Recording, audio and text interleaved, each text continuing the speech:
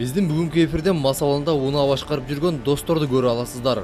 Алардын унаалары биринин артынан бири айып короосунан орун тапты. Документтерин бересизчи. Түшүнбөй калдым, жок деп. Машинанын документтерин бересизчи. Түшүнбөй калдым. Түшүнбөй калдым, балдарга өттүм. Эмне балдар короттун? Балдарга короттум. İşte Petkemenç. Ya biz orada resimleri.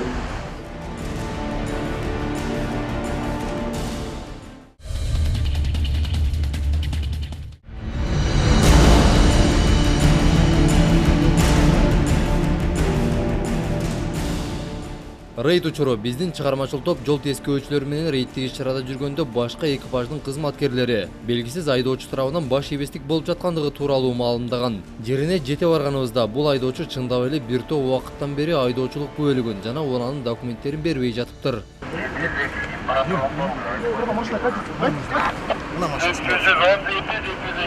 Ана фитн айтты.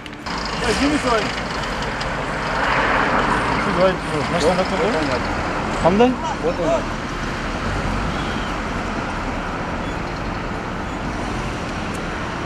Баке, машинанын документи бар? Отдай. Машинанын документи барбы деп?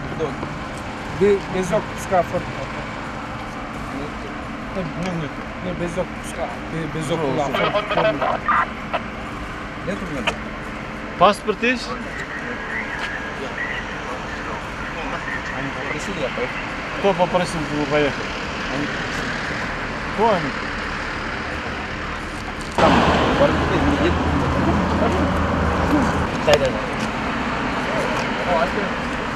Бол.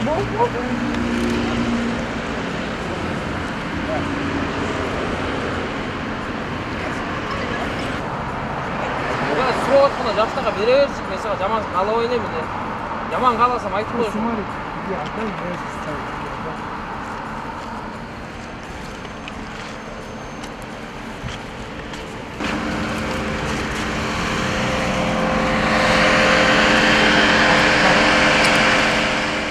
Айдоочу инспекторларды бир топ ора кылды. Акыр аягында жол тескөөчү анын мас соосун аныктоо максатында наркология борборуна алып кетти. Ал эми анын айдоочулук күбөлүгү жок болгондугуна байланыштуу унаасы айып короосуна токтотулду.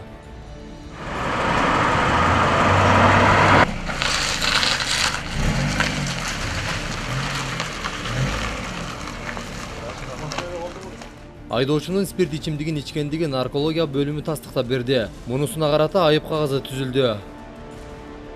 Авазов Сумар аттуу жигит мас абалында Honda Fit автомобилин башкарып жүргөн кезинде жол текшергөнчүлүгү мас абалда наркологияга алып барып тастыктап чыгардык.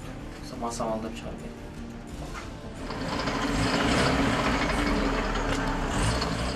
Эми мас абалында унаа башкарган айдоочунун жанында жандап жүргөн досторунун бири да унааны спирт ичимдигин ичип алып башкарып жүргөн экен. Бул боюнча толук маалымат алдыңкы мүнөттөрдө.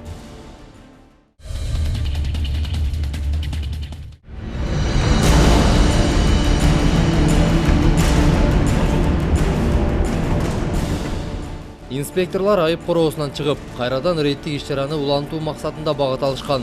Бирок экипаждын артынан булак түстөгү Toyota үлгүсүндөгү автоунаа жете келип, ичиндеги жүргүнчү уюлдук телефонуна тартып баштагандыгын байкадык. Унаанын ылдамдыгы деги эле жүрүшү шек жараткандыктан жана ошондой эле айдоочусу жогорудагы мас абалындагы айдоочунун досторунун бири экендигин байкаган инспектор аны токтотуп текшерип коюуну туура көрдү. Себеби ал жанатан мас абалында экендиги сыртынан эле байкалып турган.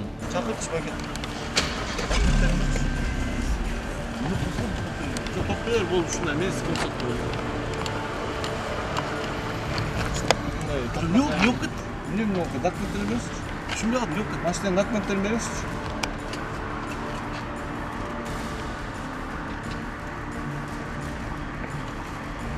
Айдоочулук табам.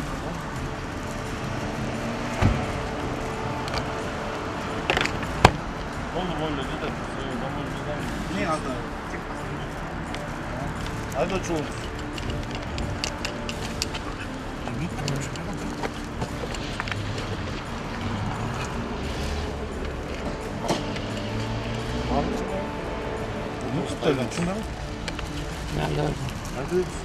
Түшүнбөй калдым, балдарга Эмне балдар короттун? балдарга короттум. Ана алсаң.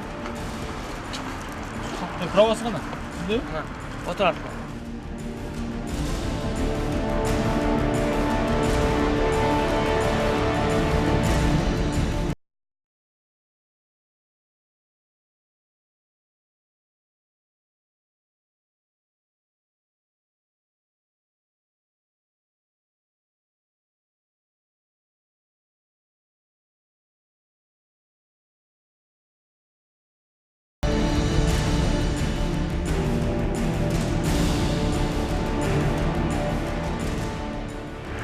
Так подавайте. Да, так подавайте, пожалуйста. Франция.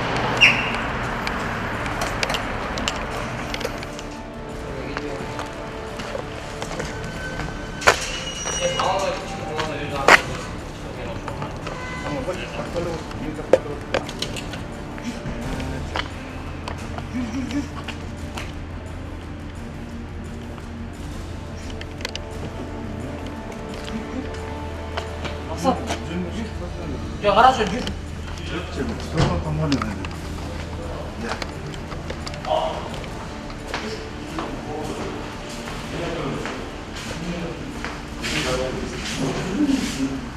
Так, подавайте, пожалуйста. Я просто подпишу, все было что. Надо мне снимать. Так, подавайте, пожалуйста. Подавайте. Ну, для приличия подуй, для приличия подуй. Давай. Давай, как мальчик, ну, ты знаешь. 자, 이렇게, 이렇게.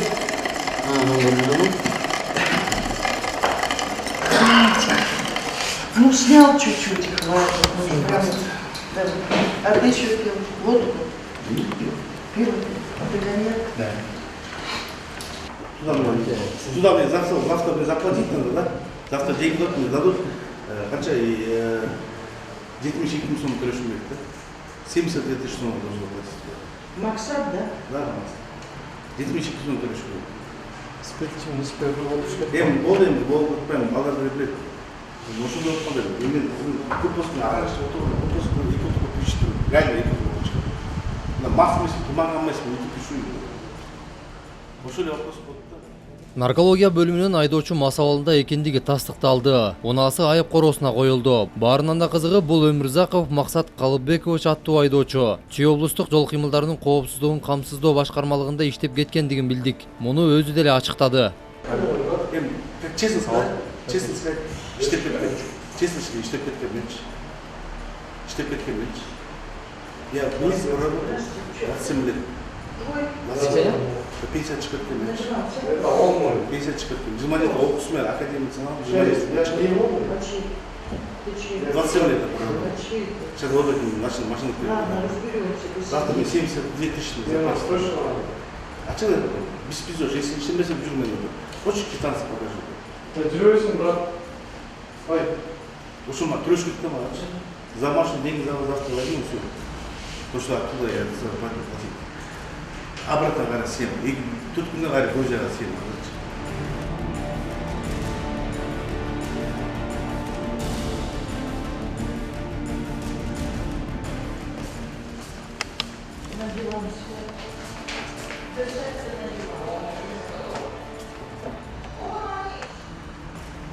Дымке, қойчем, пожалуйста.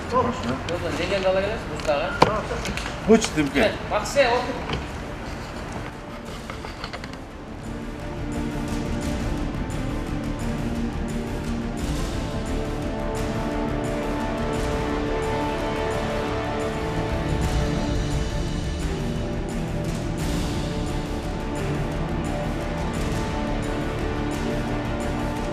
Kimde kıldayız be? Так, малёчек. Машина снимает. Бул эки айдоочу тең мас абалында эки унааны башкарып шаар ичин аралап жүргөндүгү кызык. Экөөнө тең бирдей айып кагаздары толтурулуп, экөөнүн тең темир тулпарлары айып токтотуучу жайынан орун тапты. Баарынан да кызыгы мурда Чүй облустук жол кыймылдарынын коопсуздугун камсыздоо башкармалыгында иштеп кеткен кызматкер минтип унаасын мас абалында башкарып жүрүүсү мурда кызматтык тажрыйбадан үлгү албай калгандыгынан кабар берет.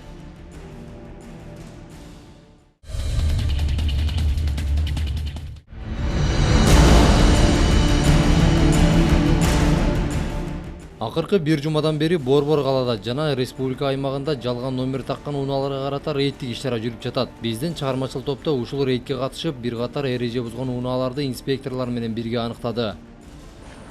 Ошо азыр рейд болуп атпайбы? Тонировка, подложка деген кодовый наименование менен.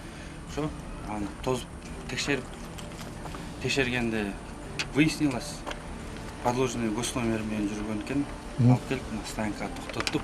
Азыр протоколун түзүп, закон түрүндө иш-чараларды.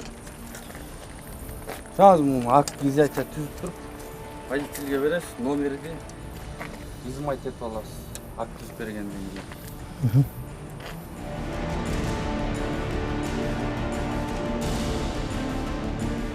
Мынакей бул Lexus 470 үлгүсүндөгү автоунаа жалган номер тагып жүргөндүгү аныкталды. Азыр эле инспектор номерлерди чыгарып кетти, акт түзгөнү. Эгерде дал ушул жалган номерлер камерага илинип калган болсо, жол эрежесин бузган болсо, тактап айтканда, айдоочу тарабынан бардык ошол канча жол эрежесин бузса ошончолук сумманын бардыгын төлөөсү туура келет.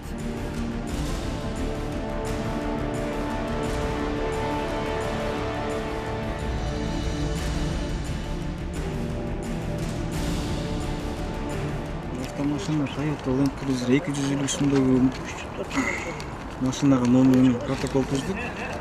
Биринчи тонировка 129/3 негизинде тонировкага түзүп бердик. Анан бул жарандын айдоочунун эмеси жок экен, свидетельствосы о регистрации транспортного средства.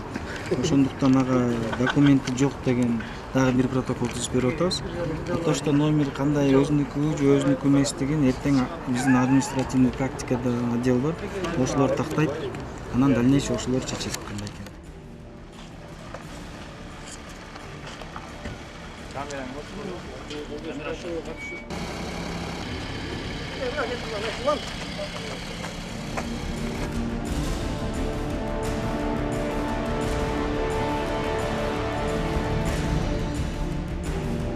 Также за управление транспортным средством тонированным период большого слабого света. Нет, я понимаю, нельзя. То есть идет штраф в расчете 55 расчетных показателей без черного сам. И плюс управление транспортным средством без документов. 10 расчетных показателей, это 1000 человек.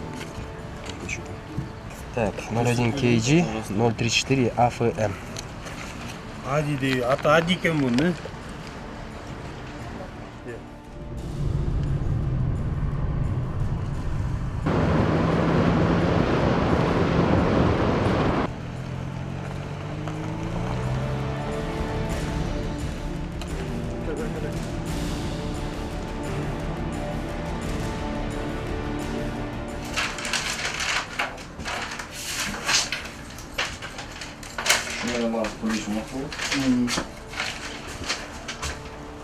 Бүгүн төлөсөм болот. Төлөп албайсың, төлөп чамайбыз.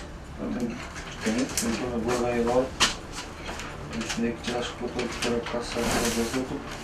Катар менен кармалган унааларга инспекторлор айып кагаздарын жазып, унааларды айып короосуна киргизип жатышты. Бул рейдтик иш-чара мындан арыда белгисиз мөөнөткө чейин улана бермекчи. Машинаны карандырып, жол эрежесин бузуп, көчөгө чыкпайсыз. Хорошо? Мындай иште экинчи кайталанбайт, э? Tamam.